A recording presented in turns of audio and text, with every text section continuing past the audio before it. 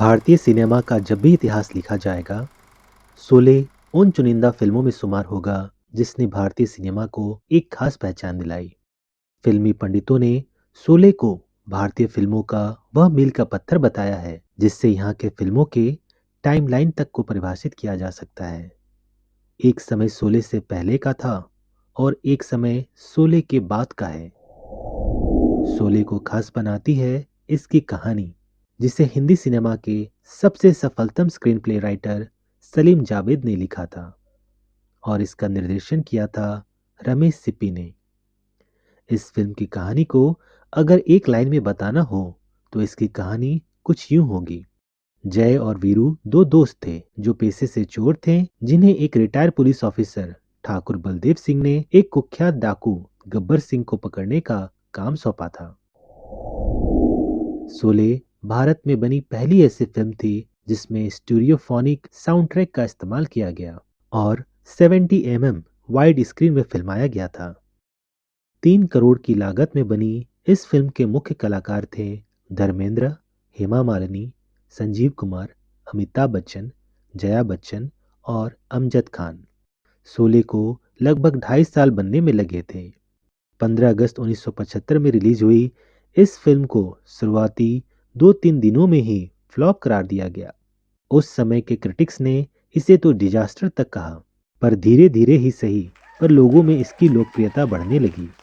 देखते देखते इस फिल्म की तारीफें फैलने लगी और इसने सभी क्रिटिक्स को गलत साबित करते हुए कामयाबी के नए कीर्तिमान बनाए।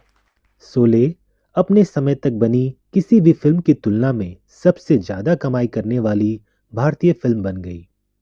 इस फिल्म की कामयाबी का आलम यह था कि इस फिल्म के मुख्य किरदारों के अलावा अन्य किरदारों को भी काफी प्रसिद्धि मिली, जैसे सुरमा भोपाली, जेलर, रामलाल, रहीम चाचा, मौसी, हरिराम, सांबा और कालिया। इन कलाकारों के अलावा फिल्म की घोड़ी धन्नो तक को भी घर घर में जाना जाने लगा। बात अगर इस फिल्म के डायलॉग्स की करें तो इसके सभी डायलॉग्स इतने मशहूर हुए कि वह हर किसी के जुबान पर बैठ गए। शोले पहले ऐसी फिल्म थी जिसके गानों के कैसेट्स के अलावा केवल डायलॉग्स के भी कैसेट रिलीज किए गए, जिनमें से कुछ डायलॉग्स ये थे। हम काम सिर्फ पैसों के लिए करते हैं। तुम्हें यहां बुलाकर मैंने कोई गलती नहीं की। जो डर गया समझो मर गया। ये हाथ नहीं, फांसी का फंदा है। इतना सन्नाटा क्यों है भाई?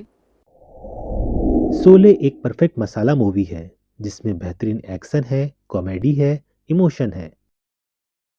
चलती ट्रेन पे फिल्माया एक्शन सीन अपने समय का इस तरह का पहला स्टंट था।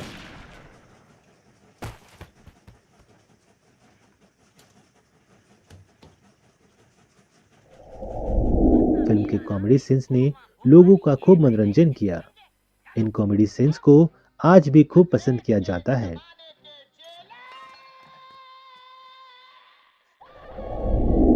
इमोशनल सीन्स ने भी लोगों की आंखों को नम किए। ये कहानी भी अधूरी रह गई वीरू। क्या सोचा था और क्या। नहीं जय, नहीं, तुम मुझे छोड़कर नहीं जा सकता। तुम मुझे छोड़कर नहीं जा सकता जय। वीरू, वीरू, नहीं जय, वीरू, नहीं जय, नहीं जय,